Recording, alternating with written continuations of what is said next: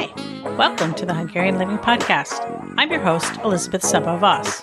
Our goal is to discover, celebrate, and share Hungarian heritage and encourage you to do it too. We'll touch on food, travel, history, music, and language, and share stories from our listeners. We're glad you're here. This is a podcast where we'll encourage you to dig deeper to learn about your Hungarian heritage in a variety of ways. We'll have thought-provoking conversations and share resources. So whether you know a little or a lot about being Hungarian, this is the place to be. Welcome to the Hungarian Living podcast. I'm your host, Liz Sabo-Voss, and today I'm visiting with Andrea Lauer Rice about an exciting new project she is working on that will commemorate the Hungarian Revolution of 1956. Hey, friend, welcome back to the podcast. Hey, Liz. Thanks for having me back. So one thing I love about you is that you are so creative, and that is evidenced in your projects. They're always so interesting, and you find creative ways to commemorate the 1956 revolution. So I want you to tell us all about this new project, but for those who may not know, can you just give us a brief bit of information about the Hungarian Revolution of 1956? Okay, so the Hungarian Revolution of 1956, I always like to talk about it as a modern day David versus Goliath story. It was really the story of the tiny country of Hungary, 10 million people standing up to the mighty Soviet Union, who was basically, had overtaken all of the smaller countries in the region and put them behind the Iron Curtain. And it was horrible days of communism when everyone was deprived all of their rights. And really, it was just a complete totalitarian regime. The Hungarian Communist Party was being very much governed by the Russian communists. And on October 23rd in 1956, the students in Hungary had had enough, and they rose up at the beginning. It was a way for them to express solidarity with some things that were happening in Poland, but it really grew into a huge nationwide event in Hungary after the march on October 23rd, and then the students marched over to the Hungarian radio building, and that's when everything turned, everything changed, when the Russians and the communists started fire against the unarmed students, and it immediately turned into an armed revolution. So for 13 days, basically, Hungarians came together across all ages and classes and demanded that the Russian troops leave Hungary, and they had essentially a free country for that period of time, and went about doing all sorts of things, including creating their own government.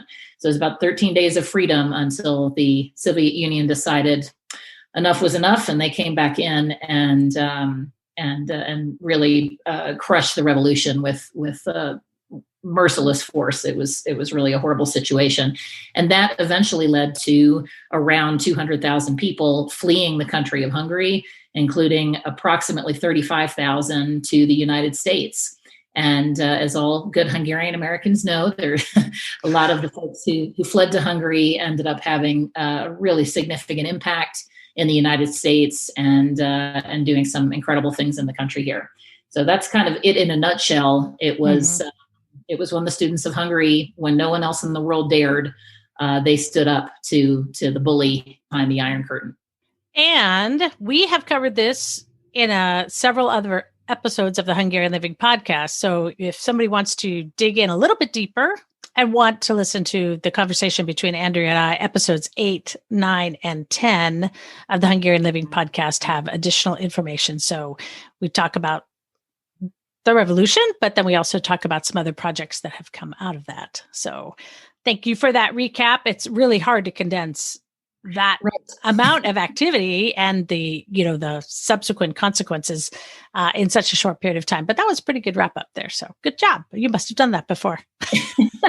Well, thank you. It is hard to wrap it up because, for one of our projects, Memory Project, we've done over, I think it's 125 interviews, and it's just, the passion and the impact it still has had on every one of the 56ers, every one of the folks who fled Hungary at that time, even 65 years later. I mean, it's really amazing to hear those stories and to see how clearly people remember those moments. And of course they do, because they were these kind of quintessential moments in everyone's life, when you step across the border of Hungary, when you choose to leave your homeland against your wishes. Right. So so I hope that wrap up did it justice in the eyes of the 56ers, because this is what it's all about, is honoring the bravery of the 56ers and really making sure that their sacrifice and their bravery is never forgotten, because it really was an incredible time, an incredible moment in history for Hungarians and for my family, which is why it's such an important topic for me personally. My grandparents were participants, and they left. My mother, who was 14 at the time, my aunt. So these are the stories I grew up hearing, and I always want to make sure I can do my part in passing them on. For sure. Well, I'm glad you do, because you need that voice, and it may not be that your grandparents are here, to carry on the story, but you get the opportunity and the privilege to do that in your mom's story. And, that's just carrying on the story, sharing it, passing it on. That's pretty much what you do. And it's not even just your stories. I mean, it's the collective 1956 story. I think that's where I feel like that's really where your strength is in sharing the stories, so people remember that revolution. So how many 1956 statues are there in the US? Well, that's a good question. As much as I've been able to pin it down, I think there are 10 statues. And then there are an additional, I would say 9 or 10, either commemorative plaques or parks, or actually there's a stained glass window in a church in Florida. So there are approximately, I would say, 20 ways to commemorate 56 across the US. And I think about 10 of them are statues. Okay. And what that just shows is that this is very significant. It's not just, again, it is something that you are known for talking about, but clearly there's pockets of people all across the nation that care about this, and enough that there are statues and commemorative plaques and ways to remember. And it's important. Yeah, absolutely. And I think when we look at our community, the Hungarian American community as a whole, and we see our 56ers, I mean, most of the people who left the country at that time were incredibly passionate, incredibly patriotic Hungarians. And when they were forced to flee, it was definitely, not what they wanted. They wanted to stay in Hungary. They wanted to remain Hungarian in whatever way that they could. So many times they came to the US and they continued speaking in Hungarian, and they continued being Hungarian scouts, or they continued worshiping at Hungarian church services. Or if there wasn't something in their area, a lot of them started their own clubs, many of which are still with us today. So I would say the 56ers really continue to be a very strong part of our community. And in fact, I think the backbone of many of our most established organizations. So again, this is just a way, this project, all of the projects are just another way to honor their legacy and to make sure people don't forget the story. All right. So tell us about the project. What are you working on? Well, this has been a dream of mine for a long, long time, to create a statue to 1956 that we could put up here in Atlanta, Georgia. And I'm really excited that this year is the year that we're putting all of our efforts into this very exciting, very big project. So we are working on the location. We have 3 different candidates for the location, and I can't reveal yet, but we're in negotiations with all of them. So I hope to be able to report on that very quickly. But the process is very much underway. We have an incredible sculptor who is locally based in Athens, Georgia, but he is absolutely world renowned. His name is Stan Mullins. And he has worked on some really incredible pieces, hundreds of pieces of artwork, but really neat pieces. His current project is on Chief Tamachichi, who is one of the founders of Savannah, Georgia, and has a real part in Georgia history. But he's done things with Martin Luther King Jr.'s family, and done statues of King family members. He's done statues and paintings about Rwanda conflict. I mean, you name it. I can't even do him justice in this short a period of time. But anyone who's interested in finding out more about him, stanmullins.com. And he is so excited about this project. So I linked up with Stan through our honorary consul general here in Atlanta, John Parkerson. And John Parkerson is working with the Hungarian American Coalition. So we're the two kind of lead organizations on the project. But of course, we couldn't do this without our partners here in Georgia. And so I'm really excited to tell you that this is a Georgia-wide community effort.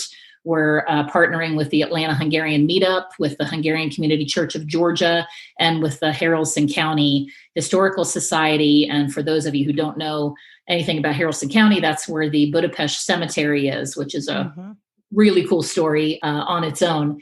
So we're working with all of them. We have a statue committee put together. It's 10 to 12 folks who include children of 56ers, local business people, community leaders, and we have a special advisory council made up of our local 56ers. So I want to make sure everybody's in on the process as we create this statue. And, you just asked me how many statues there are. If we say there are 10 statues and 20 ways to commemorate 56, I'm not exactly sure. I haven't looked up what the most recent statue has been, but I do feel like it's been quite a while. So this is pretty exciting that that we're able to put up a new statue right now to 1956.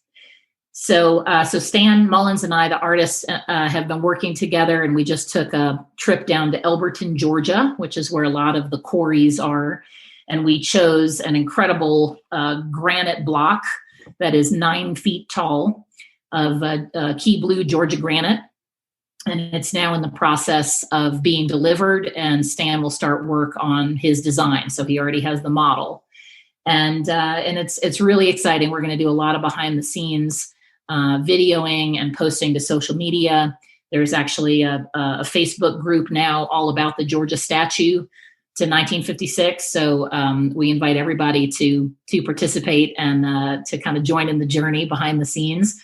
This has been a real educational process for me. I've never been involved in the creation of a statue before, so it's been a real learning process, but it's really been exciting.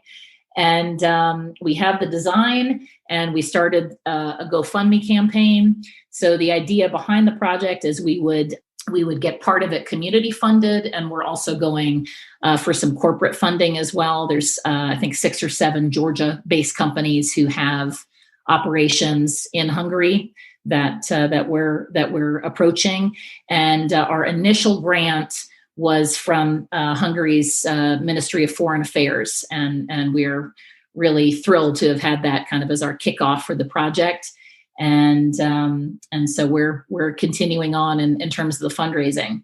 One of the really exciting things, and everybody can hopefully we can put the link to the GoFundMe in the program notes. But we have a couple of really unique fundraising options that I wanted to let everybody know about. So at the $1,000 level, and this does not have to be from an individual, it could be that you gather up, 4 family members and everybody donates $250. But if you get a group together that will reach $1,000 donation level, then you will be able to name someone on the bronze plaque.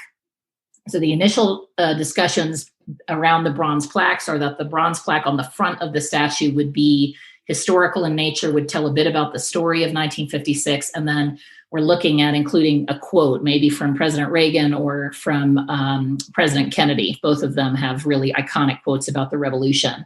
And that's a nice tie between Hungary and the US. The back of the statue will contain another plaque, and that will include the names of all of our donors above the $1,000 level. And so I wanted to make everyone aware of that $1,000 naming opportunity, because, as I said, I don't think a statue has been put up in some time. So this will be kind of a unique opportunity for folks, especially, children of 56ers, as we watch our parents age a little bit. It's I love feeling that, my mom's name is going to be on that statue, and that's exciting. For corporate and organizational sponsors and others, we're certainly not going to limit anybody. But at the $5,000 level, there is an exciting opportunity that actually you'll get to meet with our artist, Stan Mullins, at his studio and see the statue being created in person. And that's pretty fun because Stan is a real character and has an incredible artist studio in Athens, Georgia.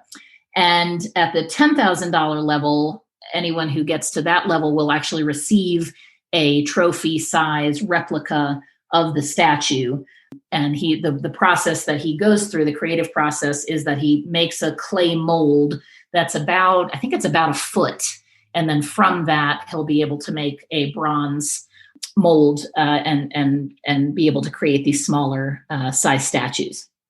So that's very cool. Yeah, so we're really excited about that. And then if anyone's feeling really generous and excited, or if there's anybody who you may want to forward this to, we also have a special patron of the arts fundraising level that would basically help pay for our artist, Stan Mullins, and that's at the $25,000 level. I certainly don't anticipate that would come from an individual, but we can dream. So that's where we stand right now. It's a very short time frame, so we're working as fast as we can. Mm-hmm. Our hope is that we will be able to unveil this statue on October 23rd. We have invited Hungarian Ambassador Szabolcs Takács. We're very hopeful he'll be able to come. And we've also invited Governor Brian Kemp from the state of Georgia. He's got it on his calendar unless something pressing comes up. But so we should have a pretty exciting unveiling. And so we'll, depending on how the fundraising goes, my hope is that we can do a really special and unique educational piece to this as well. I'd like to do a very detailed commemorative booklet where we're telling stories, not just of the local 56ers, but of any 56ers who are named on the plaque. I'd love to really highlight the Georgia-Hungary connections, which this may seem like a non-traditional Hungarian community, but we have 20,000 folks in Hungary, according to the last census, and actually quite an interesting storied history. So I want to highlight that a bit. And I'd love to take advantage of the new technology and put a QR code in the corner of the statue that would potentially link to a website where we could, use this as a really great educational opportunity for young people. So there's lots of grand plans. If it doesn't all happen this year, that's okay. I hope this will be a long-term ongoing project, of course. But for right now, for this year, the plan is to get the statue completed and placed in one of our 3 locations, and on October 23rd, and then we can move to the educational piece as soon as possible. Okay, and if people want to keep up to date, we'll put a link in the show notes for the Facebook page, because that's where I would assume that's where you're going to kind of announce first where the final location will be, and those kinds of behind the scenes details. Absolutely. And actually, it's been a really fun project because we're working to post pretty regularly on that Facebook group page all sorts of links between Hungary and the US, pertaining particularly to 1956. So we'll look at all of these 20 memorials that we talked about across the United States. Mm-hmm. We'll look at some of the most famous 56ers who have made significant impacts in the United States. We'll look at major areas of interest or major stories around 56 from, let's say, there's a great story about Bard College, for example, who went into Camp Kilmer and offered a load of educational opportunities for Hungarian refugees. So we'll talk a little bit about Camp Kilmer. We'll talk a little bit about Bard College. We'll talk about the Olympic athletes who defected or who after 1956, and there's a whole fascinating story that we learned about them, because they were kind of entertained as a group when they came to the U.S. and they were put on talk shows and, treated very, very lavishly for the first couple of weeks until, kind of reality set in. So it's just really some fascinating stories, organizations that 56ers have created and the like. So if anyone's interested in, having a story told, or if they know of some really fascinating 56 story that we haven't heard of, we're always open to highlighting and to to talking about new things, that new stories, new people. It's really important that we get everybody's stories recorded, even if someone's parents or grandparents have passed. Anything that we can write down, any pictures that we can gather and collect, any interviews that we can do, even through Zoom. I think it's really, really important. And if we can't do it through Memory Project or freedomfighter56.com, I really urge grandkids and kids and friends to sit down with 56ers and make sure that their stories are recorded in some way, shape, or form. It's just super, super important. Absolutely. Absolutely. And now this is the 65th anniversary of the revolution. It is. So it's a great, every year is a great year to think about it, but this is a kind of a banner year and a way to, having this statue is a nice way to have a culminating focus, all the things that lead up to the statue, all the things you just mentioned about the highlighting people and things that came out of 56, highlighting the stories, the commemorative plaques, the places that people landed, all those things, I think help people or American citizens who may be a little further removed from the 1956 Hungarian Revolution, helps them to see the bigger picture, how the impact on the United States, what that has been. Right. And so it's a great opportunity to say, okay, this year, this is what we're going to do. And who knows what it leads to in the future as well, especially with encouraging people to, like grandchildren, to ask the grandparents some questions and conduct their own personal family interviews or what have you. So I appreciate that you're gathering all the information and you're posting things regularly and getting this in front of people to be thinking about now. So absolutely. And I think after the really challenging year that we've had, it's been said time and time again, one of the positives, if we can call it that, that's come out of this disastrous year is that, so many people are more comfortable, more familiar with technology. And so, if you take this Zoom call today, it would be really easy for grandkids, for example, to call up their grandmothers or grandfathers and ask them some questions over Zoom and just record it. It's an easy way to do it. Believe me, they want to tell the story most of the time. True. Sometimes I think it may still be too painful, but even if it's not a story about 56, I urge kids and grandkids to make sure that they know the story of their grandparents and their parents. It's important, not just for family history, but for our community history. Mm-hmm. And I'm so glad I was able to interview, as part of Memory Project. I was able to interview my mother, my aunt, and my grandmother, actually, from years and years ago. I have pictures that my uncle took, and I have, unfortunately, I only have the stories from my grandfather, but I really feel that those are so special. So it's important. It's important that we, for the community history, that we share these stories and make sure that they're written down someplace and that they're shareable. So I really encourage everyone to do that. This is a great opportunity for that. Definitely. So you've done a lot of legwork. Of course, there's still a lot more to go, but as you were saying, the time is ticking away, and so we will make sure that we include links to the show notes so that people can get involved and engaged. It could be simply talking to a family member.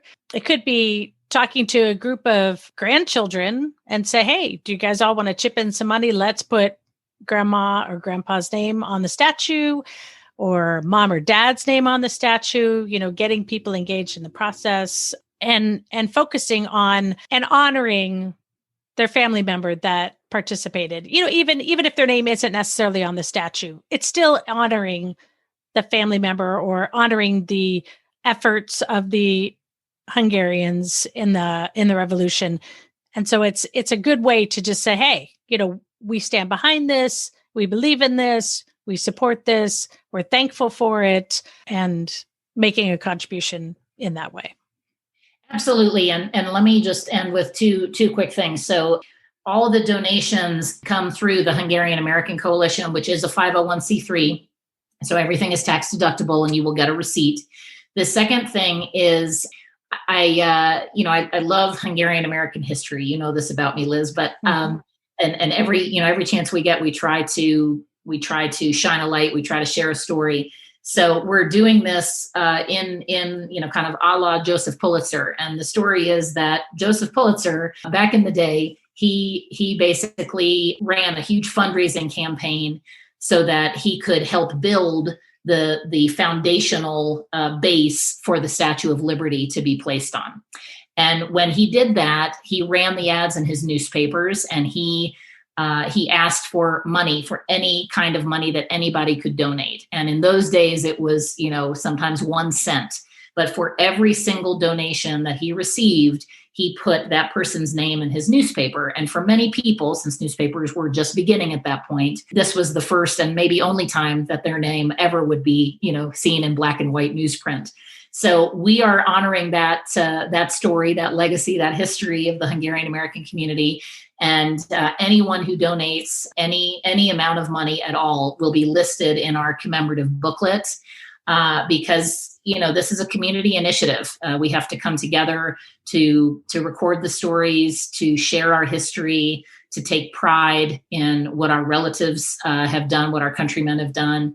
And this is just a really, this is a unique and fun way, I think, to do that.